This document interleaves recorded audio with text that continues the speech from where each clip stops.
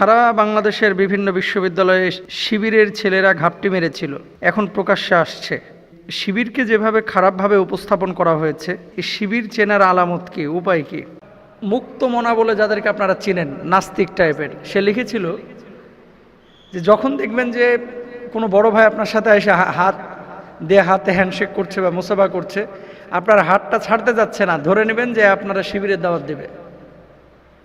এই ব্লগার লিখেছিল। তারপরে দেখেন কয়েকটা কথা লিখেছে, যখন দেখবেন এইসব বড় ভাই কথা বলার সময় আপনার শার্টের বোতাম খোলা থাকলে লাগিয়ে দিচ্ছে, ধরে নেবেন যে আপনাকে শিবিরের দাওয়াত দেবে বা সংগঠনের দাওয়াত দেবে।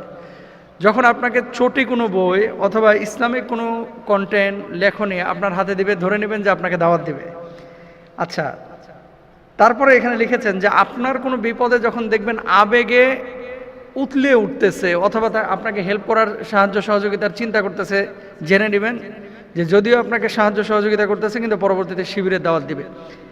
এই নাস্তিক মুক্তমনা মানে স্টুপিড এই কথাগুলো তার একটা ব্লগে লিখেছিল। আমি এই কথাগুলো বলার জন্য আপনাদেরকে আজকে আলোচনা করছি না বা প্রশ্নের জবাব দিচ্ছি না। আমি যে কথাটা বলতে চাচ্ছি, বিশ্ববিদ্যালয়গুলোতে শিবির ঘাপটি মেরেছিল, সমন্বয়করা অনেকেই শিবির করত এবং আন্দোলন করে দেশটাকে নতুন করে স্বাধীন করেছে। এখানে খারাপ কি দেখছেন আপনারা একটু বলেন তো? এখানে কি নেগেটিভ কোনো বিষয় আছে? নাই, প্রত্যেকটা বিষয় তো পজিটিভ। আচ্ছা, মিডিয়া, হলুদ সাংবাদিকরা শিবিরকে খারাপভাবে বাংলাদেশে উপস্থাপন করেছে। আপনি দেখবেন যে এলাকার মধ্যে সবচাইতে সভ্য, নম্র, ভদ্র যেই ছেলেটা মেধাবী, পড়াশোনা করে, মেয়েদের কোনো আজেবাজে নেশা নাই, তারপরে গাঁজা মদের কোনো নেশা নাই, সিগারেট স্মোকের কোনো নেশা নাই, সেই ছেলেটাকে দেখবেন সে শিবির করে। যেই ছেলেটা টাকনোর উপরে কাপড় পরে, সেই ছেলেটা দেখবেন শিবির করে। যেই ছেলেটা দেখবেন পরোপকারী, বন্যা, তারপরে বিভিন্ন ধরনের ঝড় দুর্যোগ, এ সমস্ত সময় যে ছেলেটা সবার আগে এগিয়ে আসে, সেই ছেলেটা শিবির করে।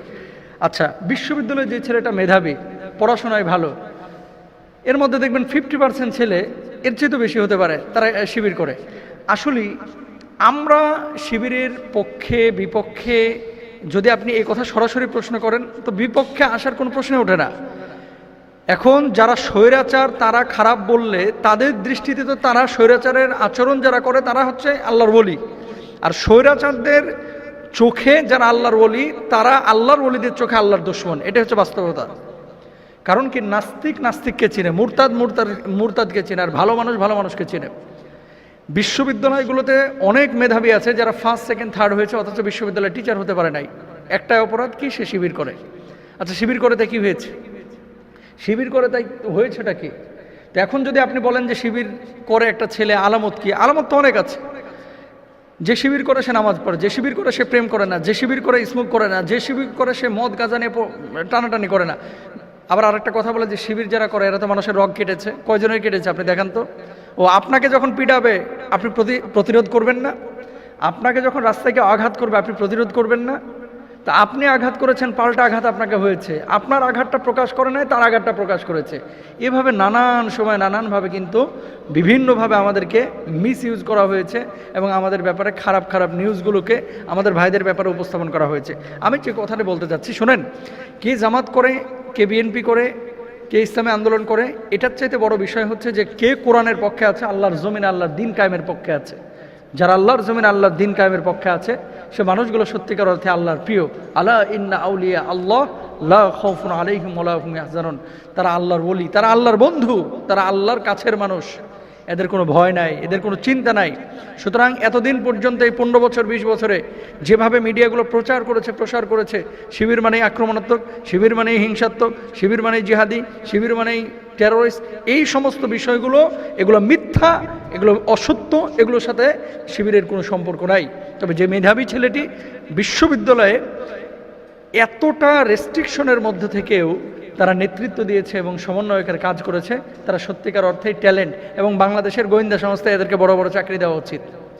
কারণ এত সহজ না বিশ্ববিদ্যালয়ে কাজ করা। 2 বছর ধরে যে রুমমেটের সাথে আছে সেই রুমমেট জানে না, তার মানে কি? শোনেন, বিশ্ববিদ্যালয়গুলোতে আমরাও তো পড়াশোনা করেছি। যখনই দেখা যায় যে হুট করে একটা ছেলের পরিবর্তন হয়েছে, টাকনোর উপরে কাপড় পরা শুরু করেছে, বাঁকা চোখে কিছু ছাত্ররা তাকায় থাকে যে কিরে কি জামাতে যোগ দিয়েছে কিনা, কিরে কি হিজবুত তাহরিরে যোগ দিয়েছে কিনা, কিরে হেফাজতে ইসলামে সে যোগ দিয়েছে কিনা। তো শুনেন, দাড়ি রাখার কারণে কেউ যদি কাউকে বলে যে শিবির, পাঞ্জাবি পরার কারণে কেউ যদি কাউকে বলে শিবির, টাকনুর উপরে কাপড় পরার কারণে কেউ যদি কাউকে বলে শিবির, তাহলে হাজারবার আমরা শিবির হতে রাজি আছি, কিন্তু স্বৈরাচারদের সহযোগী হতে আমরা রাজি নাই। প্রিয় ভাইরা আমার, যেখান থেকে কথাটা বলার উদ্দেশ্য, পক্ষে না বিপক্ষে, অবশ্যই আমরা ভালোর পক্ষে, সত্যের পক্ষে, আমরা মিথ্যার বিপক্ষে, স্বৈরাচারদের বিপক্ষে, যারা অসত্যের পক্ষে আছে আমরা তাদের বিপক্ষে।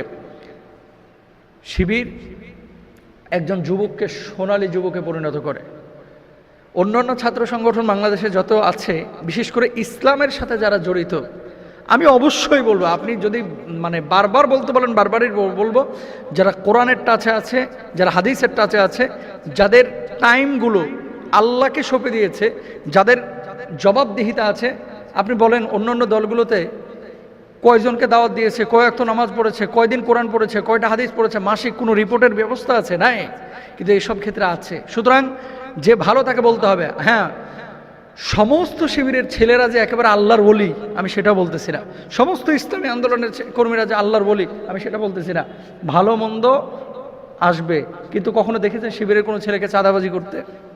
যদি করে তাহলে ওই জুতা চোরের মতো, সে যে মসজিদে মুসল্লি হয়ে ঢুকেছে, মূলত সে জুতা চোর, মুসল্লির ভান ধরেছে। কোনো শিবির যদি কোথাও চাঁদাবাজি করে দেখেছেন, তাহলে জানবেন যে আগে ওই স্বৈরাচারদের দল করতো অথবা অন্য দল করতো, এখন খোলস পরিবর্তন করে শিবিরের ভান করছে। মূলত শিবির না, শিবির কখনো চাঁদাবাজি করে না, শিবির কখনো অন্যায়ভাবে মানুষকে মারে না, শিবির কখনো অন্যায়ভাবে মানুষের হক নষ্ট করে না, শিবির কখনো আরেকজনকে অন্যায়ভাবে আঘাত করে না। এটাই হচ্ছে চূড়ান্ত বাস্তব কথা। শিবির মেধাবী হয়, শিবির ফার্স্ট হয়, তারপরে বিশ্ববিদ্যালয়ের টিচার হতে পারে না শুধু বৈষম্যের কারণে। আল্লাহ তাআলা আমাদেরকে বোঝার তৌফিক দান করুন।